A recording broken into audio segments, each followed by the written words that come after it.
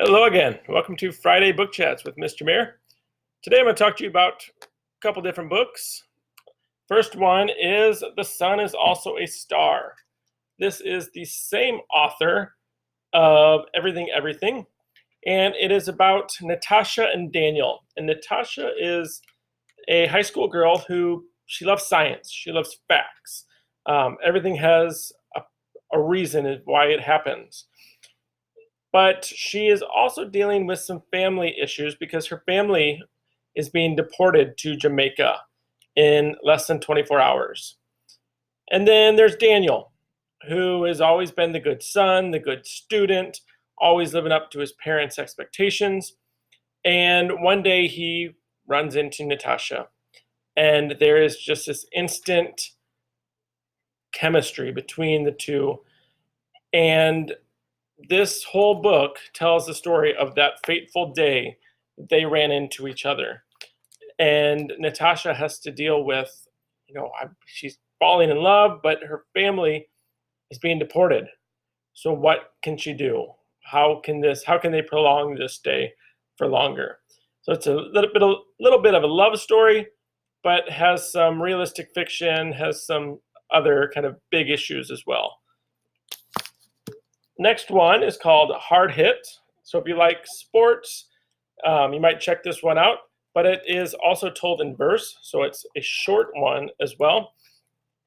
So Mark is the pitcher on his high school team, and everything's baseball to him. His dad played baseball, so he gets some pressure from his dad. His coach always pressures him because Mark is good, and he knows that he can be better. But it all changes when Mark's dad is diagnosed with cancer, and everything Mark has ever believed in is called into question. So this has got, anger, fear, sadness, sports. It's got a little bit of everything in this short book. Next book. This is the start of a series. This has been out for a while, and one of my favorite series is The Red Queen. This is a world where people are divided by blood. Either silver blood or red blood. And the reds are commoners, and the silver are more elite. They are the rulers. They have godlike superpowers. So the main character's name is Mare. She is a 17-year-old red girl from the Stilts, which is kind of this poor area.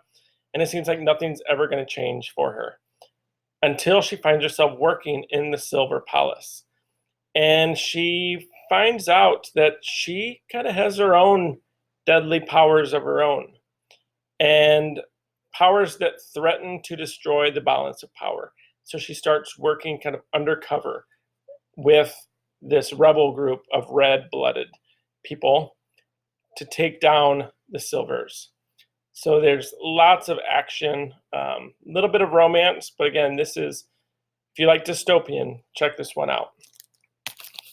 If you like scary books, this is another one that's been out for quite a long time. This is the first book of the Demon Tata series. It's about a kid named Grubbs, and he's got red hair, and he's a little big for his age, which comes in handy, getting into R-rated movies. He hates history, but loves playing tricks on his, older sister. And when the family decides to go on a trip, he decides to stay home. And he quickly finds out three things that are going to change his life forever. Number one, the world is vicious. Number two, magic is possible. And number three, demons are real. Not only hungry demons, there are howling werewolves that kind of haunt him and threaten his life. Again, if you like scary books, check this one out. Last one, The Running Dream. This is by the same author of Wild Bird. And this is about a girl named Jessica who loves to run. She is good at running. She's on the track team.